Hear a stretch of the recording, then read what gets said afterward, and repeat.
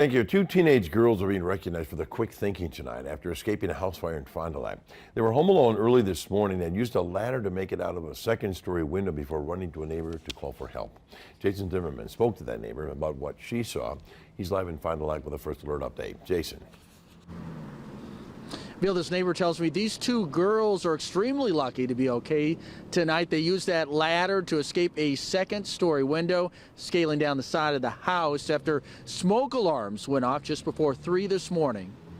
Fond du Lac firefighters showed us this picture of the flames coming from the first floor as they arrived on the scene at 130 West Division Street, just after two teenage girls used a ladder to escape from their bedroom window and ran to wake up a neighbor across the street. They had this ladder in their rooms, and then when they heard the smoke alarm and could smell the smoke, and then they climbed out the ladder away and away from the house. The ladder was something the family just bought at a garage sale. These mechanisms hook right to the window sill.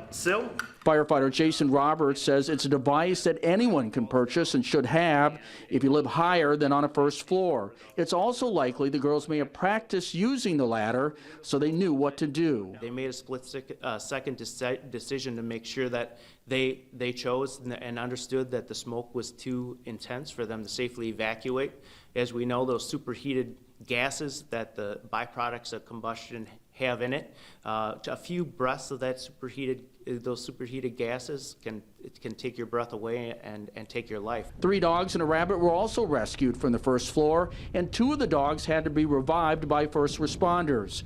Firefighters say the parents of the teenage girls were working third shift and rushed back home once they were told about the fire. The neighbor tells me she's thankful everyone is okay. They got lucky, I feel. It could have been so much worse. When they opened up the side door, because the wind was crazy, and the smoke just like billowed, and I'm like, oh my Lord.